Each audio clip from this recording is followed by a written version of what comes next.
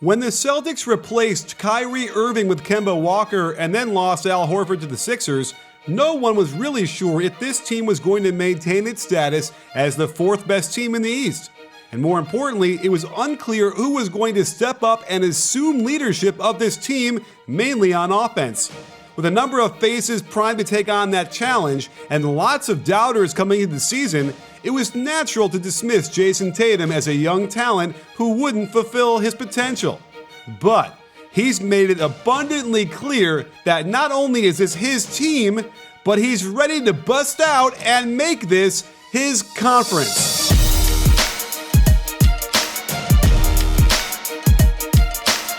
It's pretty easy to see the main differences in Tatum's game from last year till now. Instead of being a role player content to get the majority of his opportunities in transition and as a spot-up shooter, Coach Brad Stevens has handed him the keys to the castle. He went from a 21.8 usage percentage alongside Kyrie Irving to 27.6, leading the team ahead of even Kemba Walker. The Celtics have embraced Tatum in the leading scorer role and allow him to be the head of the snake when building their half-court attack. Last year, he averaged 45.3 touches per game behind 5 other Celtics regulars, and his numbers took a real dip compared to his rookie year shooting percentages. But it's been an explosion of touching the ball this year, jumping more than 20 touches per game to 67.7, and as a result, he's at a career high in scoring, a career high in assists, his three-point percentage is back to elite status, and he's got Celtics fans feeling like he can get them to the next level, which would be the Eastern Conference Finals. Out of the 35 players who have gotten at least 300 possessions as the ball handler in the pick and roll, Tatum's efficiency ranks 4th behind only Damian Lillard, Kemba Walker, and Chris Paul. The next forward to even appear on this list is someone named LeBron James. And one big jump is his willingness to take threes after using the ball screen. This is the biggest reason his three-point attempts have gone up by over 3 a game, and he is absolutely scorching the nets back there, nailing an incredible 49.4% of his threes when they don't double him in the pick and roll. He'll also find the tough mid-range shots as well. Here's a wrinkle out of Horns where they'll flare him to the left wing, then have that same screener come back and set the ball screen. He puts his defender in jail before stepping away from the help to hit this 12-foot fadeaway. Notice how he uses the fadeaway from shorter distances to allow him space and time to get the jumper off over defenders who are usually shorter than him. And it's his patience to slow the play down, not give the ball up so quickly, and hunt for this shot, which has made him such a versatile threat this year. If I had to pick the biggest difference in his game, I'd say it's his drives to the basket. Last year, it looked to me like he simply couldn't get past his man to the hoop, when the reality was he probably could do it, just wouldn't do it, opting for a lot of tough, long two-point shots that yielded suboptimal results. His drives per game have almost doubled, an unheard of jump, from 5.6 to 10.8, and one reason is because Daniel Theis is pairing with him.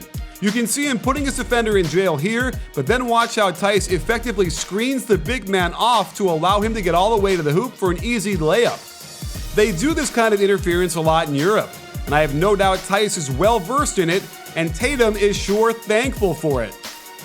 But he doesn't always need much help at all once he turns the corner off the ball screen. His use of the spin move has gotten more prevalent and allows him to get close to the basket against smaller defenders before powering up to the basket for the soft finish. Another European influence is when the ball screener flips the screen. It looks like an inside ball screen until he turns and makes it a step-up screen, as Tatum can attack into the middle of the lane, displaying impressive footwork like this Euro step, using an extra long left step to get his body into the defender, then using his wide shoulders to protect the ball as he scoops it up and in softly off the glass. While Tatum hasn't gotten a lot more isolations this year, despite the increase in touches and usage, it's his ability to score out of these that has risen exponentially. What's different about the way he's attacking this way is his reliance on the outside jump shot. He's taking way more dribble jumpers from 3, many of them utilizing the hardened sidestep.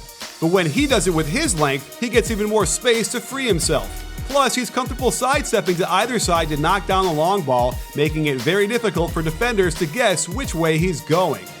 Add in his sparkling mid-range game, and these kinds of drives resemble what he does out of the pick and roll, and the only thing determining if these open shots go in is him, not the defense. All of this good shooting serves to set up his drives, as defenders cannot sag back and give him any space. And he's been reading the floor so well that it doesn't matter even if the help comes. He uses that spin move into a step through and gets the wide open inside hand layup. Gorgeous. And more excellent body control as he uses the stop on a dime crossover, fake pickup, middle drive, then points his left shoulder into the chest of the help, absorbs the contact, and still hits this softly. But enough of me talking about Tatum. I brought in his trainer, Drew Hanlen, who's been instrumental in helping Tatum take the next step and knows more about his game than anyone else. So, Drew, I can't thank you enough for joining us today on the show to discuss Jayson Tatum and his significant changes this year. And I thought I could ask you right off the bat, since you work with him, what do you think is the single most important difference from last year to this year? Yeah, so, I mean, first off, thanks for having me on. The second thing is, as far as Jayson goes, we've known that he's had this type of shot-making ability. We've known that he's had this superstar kind of potential because he's had it at an early age. I, oftentimes bragged on him and said, when he was in high school, he kind of had a grown man's game, meaning that his game was going to translate more to the NBA. But now I think the biggest, adjustments from a skill standpoint is, one, he's added side steps. He's added kind of step backs and shuffle offs where he's creating more threes, which are obviously, better analytically than, the long twos that he was shooting last season. And then the second thing is we spent a lot of time working on driving to the basket. A lot of times you saw in previous years, he would drive to the basket and kind of try to create contact, then pick up the ball, and he would end up losing it, fumbling it. It would be a turnover, or he would get knocked off balance. Now what he's doing is he's picking the ball up early, then creating contact, which is allowing him to get to the line more often and also just get through contact and finish more often. So in some respects, you're talking about the gather and the timing of the gather when you're doing this, which I don't know if you've been on Twitter, but it's been a huge thing with Harden, what he is doing.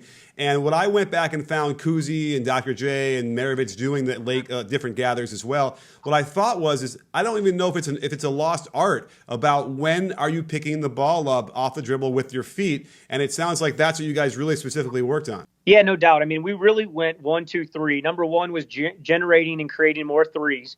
Then number two, if you're generating and creating more threes, then what that's going to allow you to do is that's going to allow you to ultimately get downhill more because defenders are going to have to pressure you up. So then once we created more threes, then we had the ability to drive through contact. And then the third thing was obviously, like we talked about, being able to finish through contact, which means the gather has to be at the right time. You also have to be on balance, which means playing more off of longer steps, which you've seen him do, and also playing off of 2 feet more, which you've seen him do. And so all of those things combined lead to basically more threes, more finishes at the basket, and more free throws. And in the analytic area we're in, that's why he's seen a big jump in his growth. For sure. And some analytics for you. He went from 5.6 drives a game last year to 10.8, almost doubling the amount of drives, which also touches upon what I wanted to ask you as far as touches. He was 6th on the team last year with touches, and now this year he's 2nd on the team with 67 a game versus 45.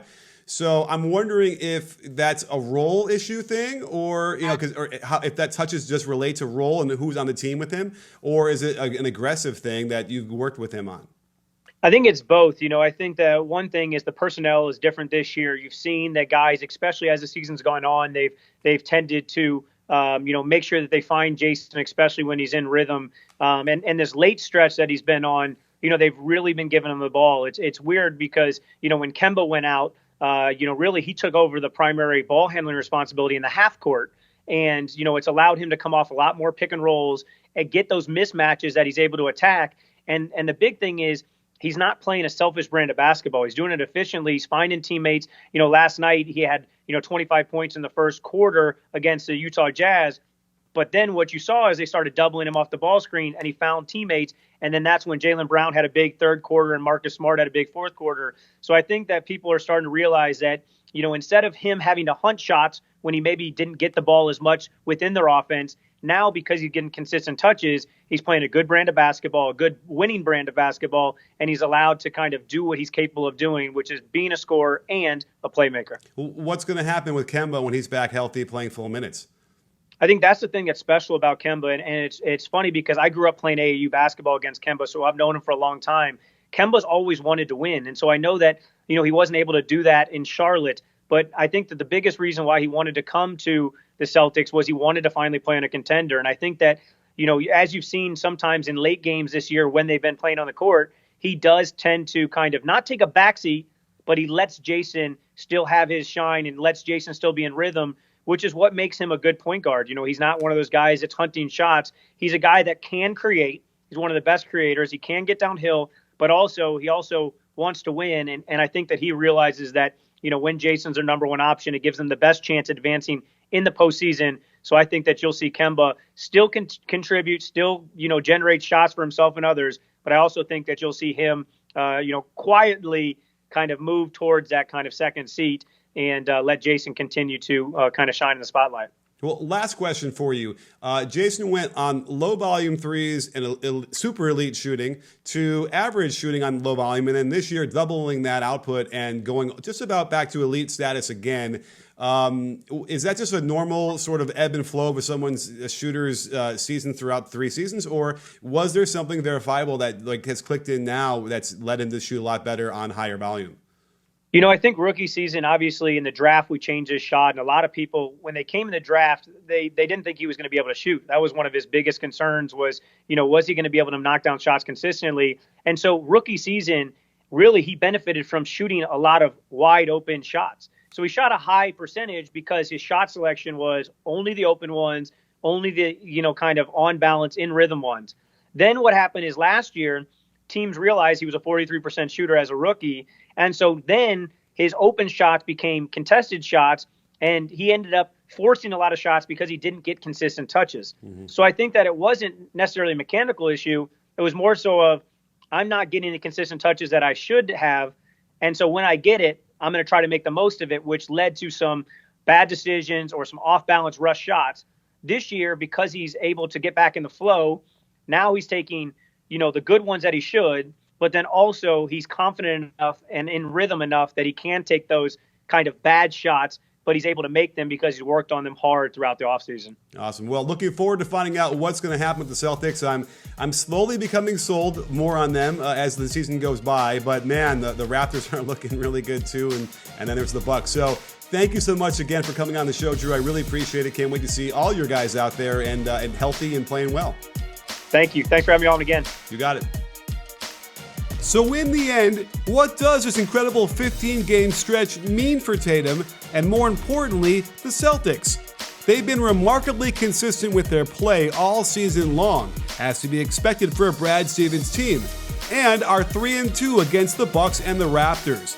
If they grab the second seed, it means they won't have to face the Bucks till the conference finals, but one thing is for sure. They're absolutely going to need Tatum to play like he's been doing recently if they have any hope of taking that next step.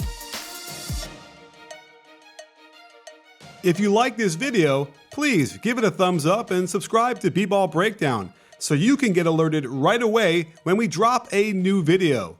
This season will be filled with incredible content, so don't miss it. You in?